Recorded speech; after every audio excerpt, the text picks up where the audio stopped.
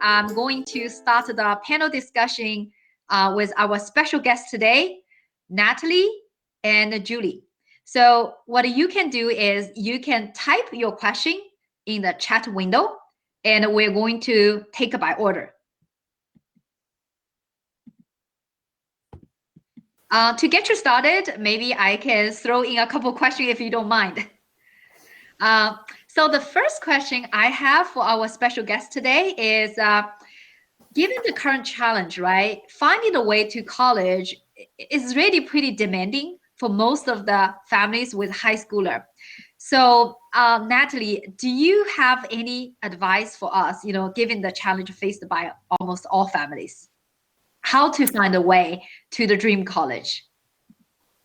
Thank you. That's the really, really big question, and I'm certainly happy to help at least provide some guidance on that front. And first of all, hi everybody. It's really wonderful to see you here, and I love the fact that you're coming here to learn about Kyros.ai. When I learned about the product and the program, I found it really unique, to be honest. I've been in higher education and in admissions, working on college access for a long time, and this is a very unique service and support that I'm excited that you're all some of the first to hear about.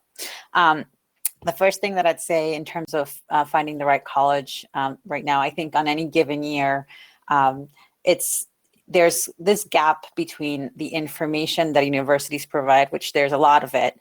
Each university does provide a lot of details and insights into the college process for their universities, and what maybe your high school college counselor or resources have available. There's this gap where families and parents who either may not have had a lot of exposure to the college process in the US. I'm an immigrant to the US, so I had that experience myself. Or simply there's just such an overwhelming amount of information out there to try to navigate that it really can become a full-time job to figure all of this stuff out. And so, in terms of finding the right college, on any given year, you want to have somebody who's kind of shepherding you through that process, at least giving you enough guidance to understand your individual students' needs, but also the right fit for where you want to end up at a college level. And then, of course, in particular this year in the pandemic, it's even more important to figure out how to kind of check all the boxes, more or less, in terms of achieving a profile that is going to be seen and reviewed favorably by admissions officers. Where when it comes to standing out, having kind of the sparkling essay or the sparkling resume that highlights your activity, obviously you're not going to be able to, your students, your kids are not going to be able to go to do a volunteer activity in person as easily anymore, or do projects in a community setting as easily anymore, but you have to get a little creative. And so what I find particularly relevant in terms of finding the right college is taking those steps to find this information, and also having a community that's going to support you through that. And to that end, that's where Kyros, I think, really does come in. The information that they provide, the way it's curated for you, and also the community that's built on top of that really complements all the pieces, not only for students, but also for parents in a way that is extraordinarily useful, I think.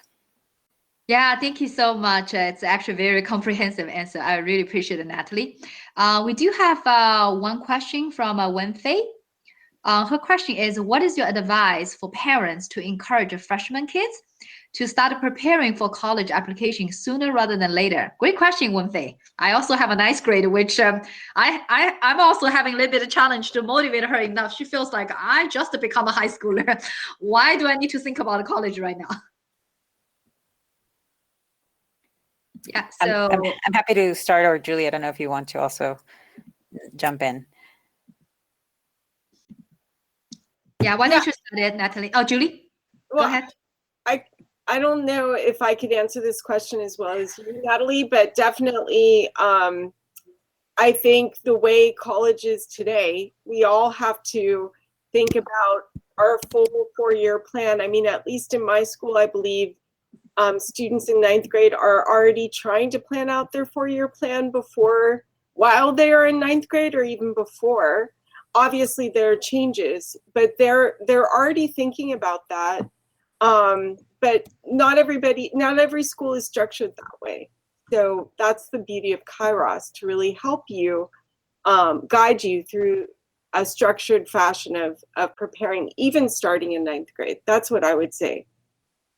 Yeah, I think that's exactly what I would think, Julie, to it as a form of advice is first really set the stage for your kid to know that they may be the only person they know of in their circle of friends that is starting out to plan things out there. That's not always there's not all communities that are doing this consistently.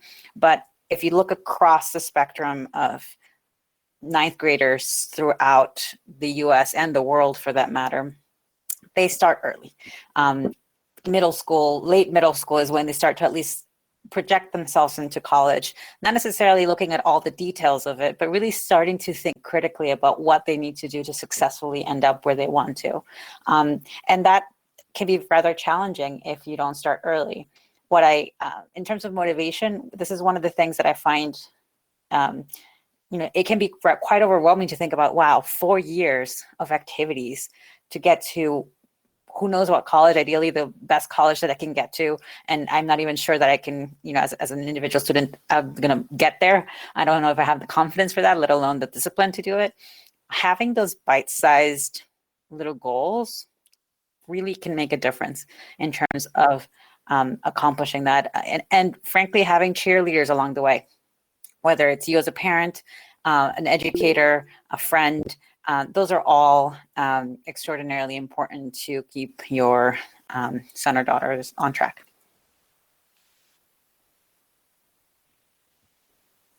Thank you very much, Julie and Natalie. Now we have a question from Joanna. Hey, Joanna, thank you for joining us.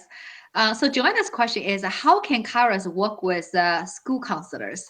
Joanna, I think you're probably referring to public school counselor, right? Which, the counselor to student ratio is very high, right? Averagely, I think it's 1 to 400. Right. Sorry, were you? How can Kyros work with school counselors? So I think in terms of the way that the program is set up with public school, I think the piece that is most interesting is that what you want from a school counselor is ideally a lot of hand holding and guidance, which they don't have the time to do when they have a 500 to 1 student to counselor ratio in public schools. When that happens, the way that this program really works well is giving you guidance in terms of how and when to tap that counselor for what specific information that's going to ultimately be useful for you to run with it, right? They won't have the time to answer all of the questions, but if you know what questions to ask and what resources to start researching, you'll have the information right at your fingertips to be able to navigate that decision process.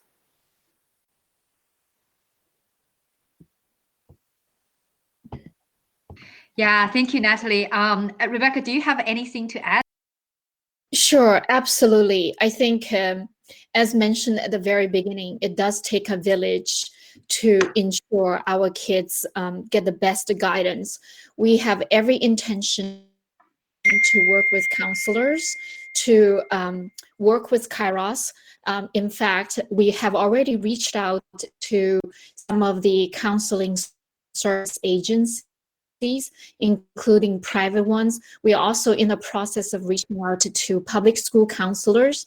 And this is really meant also for counselor to have a productivity tool and in their hand so that they can provide more real-time, more personalized guidance to the students that come to them for help. We also build in for the counselors to reach out to the students in need immediately.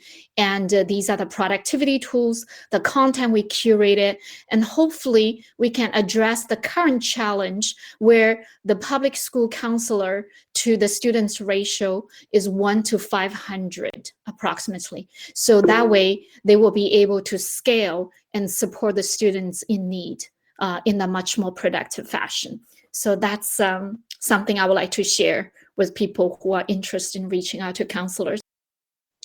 Okay, so, we got another question from Elaine. Elaine's question is there a demo product for us to try it out so we can fully understand what's provided in the system? Yes, yeah, certainly. In fact, this product has already been in the beta trial for the last 7 months or so. So we currently have paying customers in the less than 20. We do have other students who are trying, and some of them are actually on today's webinar also. And going forward, starting January, we are going to launch the commercial version. Any other question? From Dustin, what are the top 3 factors an admission officer consider? I guess that would be the question for Natalie. Yeah, sure, no problem. I think certainly on a broad level, it depends on which school you're looking at, what their university will look for. I'd certainly recommend that if you have a particular interest, that you research that individual university.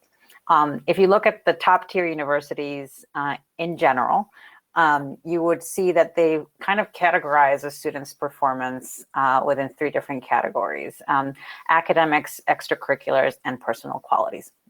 And so within those 3 categories, what your admissions officer is going to be looking at is how does a student meet the top academic benchmark. But that in and of itself isn't enough. They get many times over the number of applicants who have that qualification alone to fill their classes. So what they want to see is the extracurricular activities and the personal characteristics and qualities that a student can bring to the table in a community environment such as a university that can really enhance the community overall. And that combination of things is tricky to discern. It really requires a lot of evaluation of essays, letters of recommendation, et cetera. And so that's kind of where all of these puzzle pieces really come in, not to put too fine a point on the design for Kyros, but really you're essentially building a case for admissions when you're building your application. And essentially throughout your entire high school career, you're building your profile to build this entire case and eventually be able to put together an application package that reflects that as fully as you can. Julie, I know that you also read a number of letters and advise several students, so I'm sure you have your own perspective on it too. Definitely. I'll add to that and maybe just couple that with talking about the recommendation letters, right? So it's really important to be thinking, as we've already discussed, about like what courses you think you want to take based on your interests, your thoughts about a future major, even like as early as you can in high school, which Kyros also kind of helps you do the stepping stones of. But as you're thinking about what courses to take and keeping your load balanced, these extracurriculars are what teachers are able to really highlight in addition to everything that's happening in their own classes. When they write your letter of recommendation, this is how they can distinguish you from others. So the extracurriculars and the character, I think even character is more important. I mean, at least in the letters that I write this year, for example, I usually write more than other teachers. I've written 45 letters, and 11 of them were for National Merit semifinalists. And these kids are doing incredible things. I mean, I can give you quick examples, but it's so easy to be able to highlight character and extracurriculars if you've already started working on it, even before high school. But if you haven't and you're not sure what to do, especially at this moment in time where you can't necessarily go somewhere to do things, Kyros is a great tool to help you connect to each other, to work on making all those decisions. And I will just add one more thing quickly. This whole idea of taking rigorous classes and keeping your load balanced. While GPA is important, one of the things that I love to highlight for my students in letters of recommendation is when they've really taken a rigorous class, because I teach the most rigorous math courses in my school, and they don't get A's. I think, maybe Natalie could add to that if it's really necessary right now. But I think everybody thinks you have to have straight A's or you will be disqualified from getting into certain schools. And I have met the Dean of Admissions, for example, at the University of Chicago. And I remember when he said, because he heard that my nickname is 4.0 Destroyer at my school. And so when he was reading a letter that a student had written about me, it was a little dinner where certain educators that were recognized were invited. So when he read that letter and he read that specific line in front of all these teachers, he said, "Keep it up. U Chicago loves that." So the thing is, a lot of the schools see you as more authentic if you've taken more rigorous classes, and these are things that teachers can highlight. So there's a lot to think about in how do I sell myself when I'm working on college admissions and making an admission officer notice me. So that's probably more than I should say. I think you're right, Julie. I think that really is an excellent point. I think that admissions officers are going to be looking at you within the context of your school, your community, your state, your country, the world, literally. And when it comes to that, they want to know that you're well prepared, not only academically to be successful in your schoolwork, but really to challenge yourself and expand the possibilities, essentially take advantage of the really rigorous academic opportunities that you're gonna have at your disposal in college. And that's gonna require failure in college. You're gonna have some of that experience, and you're gonna realize that maybe you're no longer the smartest person in the room in your class or something along those lines. And having that strength of character to know, yes, I can challenge myself, and yes, this might be really hard for me, but I really worked very hard for it, and I'm extraordinarily proud of that B+, even if I didn't get that A. And other people can see that this was something that I worked very hard at and otherwise I'm really strong and can bring many other things to the table, then that really does make a difference. That's not to say that if your trajectory academically for your full 4 years of of high school is downward, then that's a question mark in terms of, are you handling your load effectively? Are you losing steam and motivation? And is a more rigorous curriculum in college going to be beneficial for you or not? But if it's an upward trajectory and you're still finding yourself accomplishing all of these other things in extracurriculars and really being an extraordinary community member and demonstrating your character, then those are the kinds of things that really can balance those things out. And I'd just like to say one more word about recommendation letters.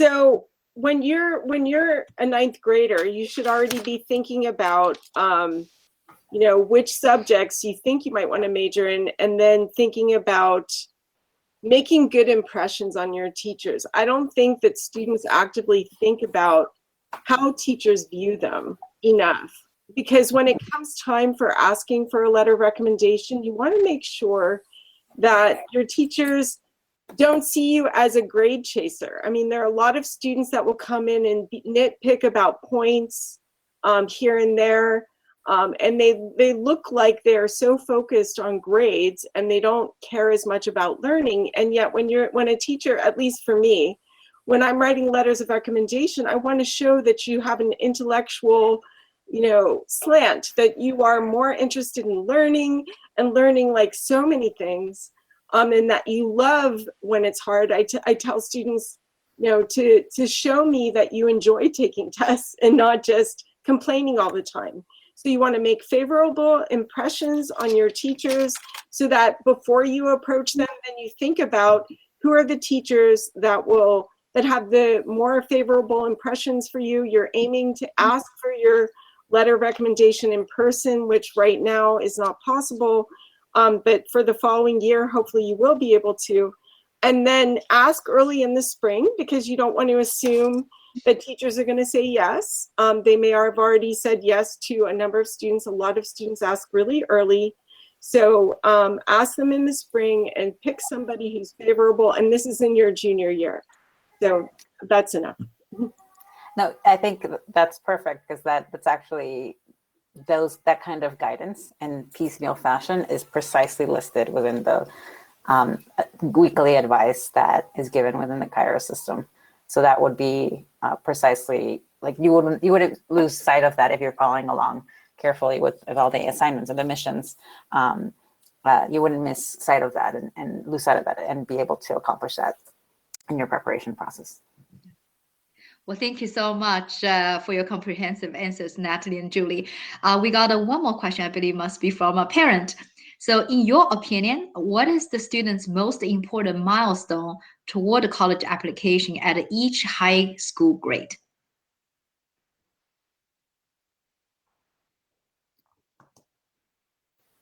Sorry, that took me a second to unmute. I think I would say that there's actually a really good guidance on that on our site, on a general set of principles to think about, because it's not one thing. It is frankly a set of, there's a 4-year high school plan. It has the different topics of an activity, basically principles that you want to have guiding each of your years of education in high school. And essentially in the first year, it's kind of like planning yourself out. The second year and getting to know yourself and your resources. This 10th grade is kind of building up on that, but really making that more rigorous and putting your goals into action. And then 11th grade tends to be considered one of the hardest years, because you're not only finalizing your academic profile as much as possible, because it's the last full year of academic achievement that the admissions committees will see. But it is also where you are more likely to have the leadership positions in school, or the activities that are more challenging and athletics, for example. And also you have to take your tests, things of the sort. And finally, in senior year is where you're trying to really put it all together into a compelling application, and trying to write several applications to make sure that you have your bases covered and hopefully get to college. So it's hard to distill it down to just one thing per year, because realistically, if you're thinking about the way admissions officers and universities are thinking about the application process, they're thinking about how you're doing all of those three things that I mentioned for every year, and how that progression is being changed from your 9th grade experience on through 12th grade. And I'll just add on to what Natalie answered already, and just say, like, in addition to being a teacher of math in a public school for almost 2 decades, I've been tutoring students for more than a decade, personally, privately. And I've had lots of discussions with families about, should I hire this educational consultant who's going to help my child get through the whole process that Kyros actually provides for you at much less money. And I've talked to them about the fees that these admissions consultants or education consultants ask for. And I see $12,000 here. Maybe that's $12,000 a year. It's got to be at least that much. And so it's so expensive, but those counselors do this, right? They just guide you step by step through the process so that you'll never miss a beat. My students tell me, yes, they make me write these essays, they make me take these courses, they make me get these grades, and if I don't, they do everything like that. So if you want to pay them, but it's a lot of money when you need to also be able to pay for college. So So that's the beauty of Kyros, is that it really can do the same thing. Okay, so I think we're close to that 1 hour. Any last question from student? Yeah, hey Olivia, thank you for letting us know how much C2 wanted to charge you just for college prep. Yeah. Any question from the student? Because I noticed, I think most of the questions so far being asked looks like are from the parents, and I know there are some students participating in today's webinar. Any question from you guys? Yeah, thank you both. Well, if not, let me just ask Natalie and Julie one more last question is, what do you think should the students and family do in the next 9 months, assuming schools will stay closed and stay motivated? Any advice from you? Definitely. And I'm so bad at quickly answering, but I will try. So I would just say I've seen a lot of the students that I've written letters of recommendation for this year just jump on the ball right away when the pandemic happened and figure out how to transition all of their activities that they could transition into being virtual, but also reaching out, making connections to each other to get new projects going. And so I think you want to think about second semester, how you're going to behave with your teachers, how you're going to do your best, focus on learning rather than on grades as much, because it's really important that you learn as much. I know it's difficult before the fall, right? Then as you choose your classes this spring, make sure that you take advantage of Kyros, or just take advantage of thinking about your future if you don't join Kyros, to streamline like the few courses that you have left. But also then use the summer, so plan out your summer so that you can make sure that you are as prepared as possible for whatever rigorous courses in your balanced course load you want to try to take. Yeah. Thank you very much, Julie. Actually, I have looks like there are two students there are two questions from students right now. One from Alan Bryan. If you already have very strong grades and are involved in many organizations that demonstrate your interest, what other more unique activities can you pursue to set you apart? I think that I saw Olivia was also kind of providing her own guidance, and I think that that's generally on the nose. I think that the piece that you want to think about is more is not necessarily better. Think about depth and breadth of the work that you're doing. And one way to demonstrate depth is certainly awards, like recognition on a city, state, county, national, international level, but also just depth of impact, right? Think of a service project, or think of a policy activity, like if you're an activist or whatever your passions really are at. If you can do something that is particularly impactful, that can demonstrate just really how committed you are to making an impact and how effective you are ultimately at the end of the day, then that's what's going to make a difference. One thing that is, I would also say, is kind of mirroring what Julie's saying. Essentially, you're trying to really get creative about how to approach all of these different categories of work that you want to do. And one of the pieces that is hardest in this pandemic is relationships. Building relationships, getting your teachers to know you, getting your counselor to know you if they're able to spend time connecting with you, building relationships in the community. Find ways to get creative about doing that and accomplishing that, and also how to be a leader of people to be able to do that. If you're able to demonstrate that you can do that, and also get people to rally behind you, not solely from the purpose of writing a recommendation letter, which is obviously extraordinarily important and something you want to very specifically target, but also because you'll get so much more of an idea from the wealth of information that you can gain from the people that you talk to in different professional spheres, in different professional paths, interests. Talking to people is fascinating, and they can be really become great sources of of insight for how you want to lead your life in the future as well. So those are kind of some of the things that I would recommend.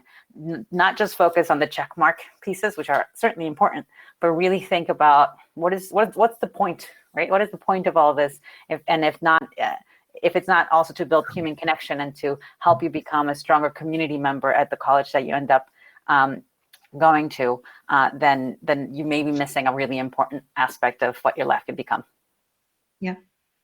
Thank you so much, Natalie. Last question from Obis. I hope I pronounced your name correctly. So you're a student and you're wondering how much one-on-one support Kyros provides. Yes, if you remember when Rebecca doing the demo, under my resources, we actually have the educator model.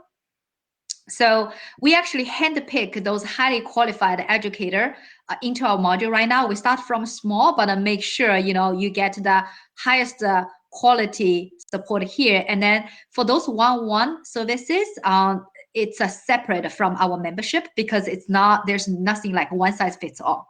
So this would be something once you become our membership. And for example, you can connect with Natalie and get her one-on-one tutoring on your college application, and then share with you, how you can differentiate yourself from the other applicants. And as you can tell, the hourly rate our educators offer here are very, very reasonable, probably below the market price, because people like Julie and Natalie, they are willing to help families and students like you. And that's one of the benefits of joining Kyros.ai. Thank you. Thank you, everyone, for spending the time with us. I hope the session has been informative and useful, and we look forward to build out Kyros with you. From the technology side, we have an amazing team to continue to bringing more content, curate them well, build into the productivity tool for our students and the parents. And for the community, the educators, Natalie and Julie and others, and the parents, we look for your support to grow that community. Thanks again. Have a happy holiday, everyone, and we'll be talking to you soon.